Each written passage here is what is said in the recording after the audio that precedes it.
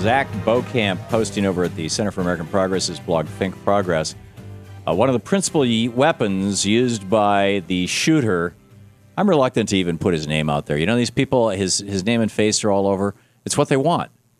Right? I would not put his face if I owned a website that did news, and I'm not going to be using his name, frankly. But anyhow, one of the principal weapons used by this guy in the horrific Dark Knight shooting was the AR-15 rifle.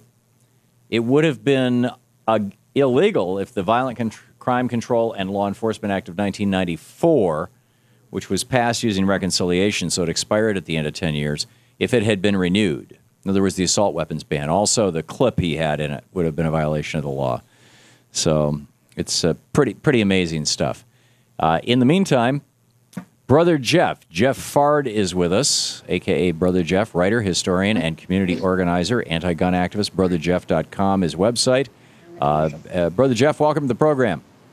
Tom, thanks for having me. Thanks for joining us. Tell us about yourself and the work that you're doing there in the Denver area. Well, around 95, I created a cultural center. It's called Brother Jeff's Cultural Center, and it's in Northeast Denver, 5 Points. And it was in direct response to a lot of gangs, drugs, and violence that was happening in the community. And we had saw a lot of gun violence, a lot of youth violence. And we created an organization and an institution to address that through education, early childhood education, employment, and et cetera. So we've been involved with this issue of gun violence for quite some time. What are your thoughts on what happened last night? Well, you know, I also have a community newspaper. It's called the 5 Points News. And the tragedy is that Colorado and in this area has been going through a lot recently. We've just gone through the killing of a police officer at a jazz festival. And then I woke up at around 5 this morning to hear that, you know, individuals that just showed up to the movie theater anticipating a show were faced with a massacre. So I was in disbelief, and it's kind of like the wind, the sails come out from beneath you, and then you just start hearing from everyone calling, and they're seeing if their loved ones are all right. And, you know, our state right now is in a state of disbelief, and I just cannot say enough to the families in terms of condolences, and, you know, a lot of prayers are going out right now, Tom.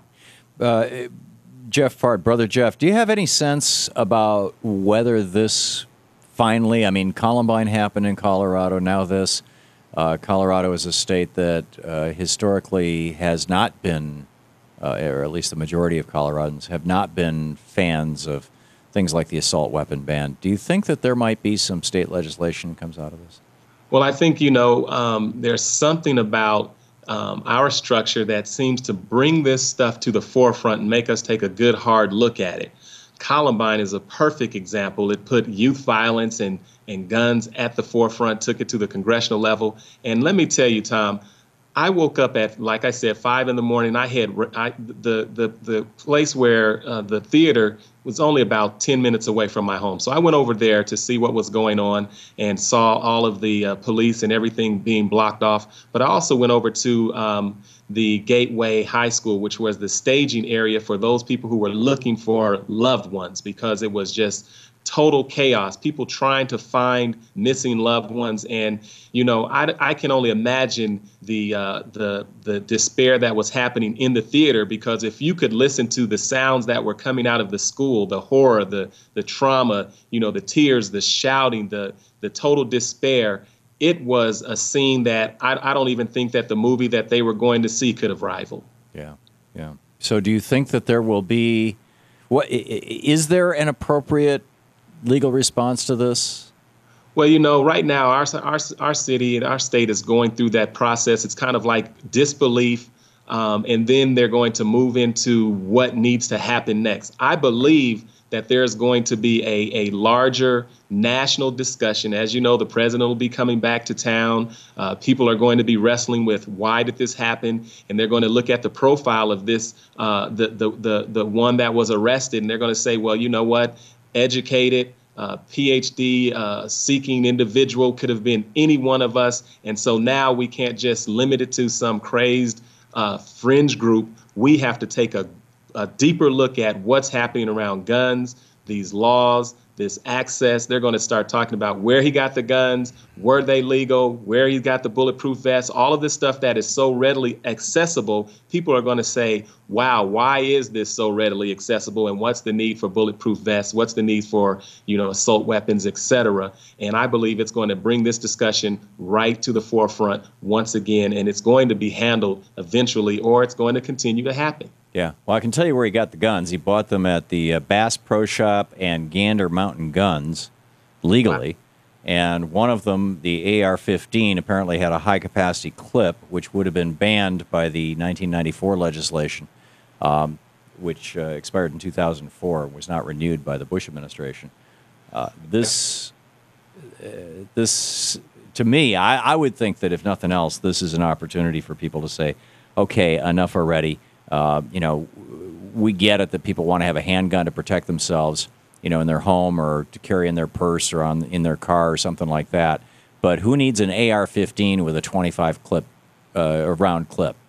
And that's the tragedy. That's what we want to bring to the forefront and say, you know what, of course, protect yourself. But if you could listen to the commentary that's happening, and everyone's response or many responses are, I'm going to get my concealed carry permit. I'm going to rearm myself. I'm going to get more and bigger guns. I'm going to make sure that I'm safe when I go, to the gas station. I'm going to make sure that I'm safe when I go to the movie theater. I don't know if more and more guns is the response. I think we need to look at a deeper systemic approach to why is this type of behavior seeming to continue to bring itself to the forefront. And, there's an enormous amount of evidence that unequal societies where the rich are richer, the poor are poorer, and the middle class gets smaller, which the United States, Singapore, and the UK are the most unequal societies on earth right now, or at least among the major developed countries, have much higher rates of this exact kind of thing. We have 20 mass murders a year on average in the United States. And countries that are more equal, that Canada, Holland, Finland. I mean, even there was a horrible one in Norway, but it's like the only one in like 50 years. I mean, they're very, very rare in countries that have less equality. Do you see other societal factors in addition to that we should be addressing? Jeff? Well, you know what? I mean, it would have been easy. It would have been easier for me to kind of wrap my mind around it if it was the common so-called urban, was this stereotypical missing man in the house and all of these different things. But when you talk about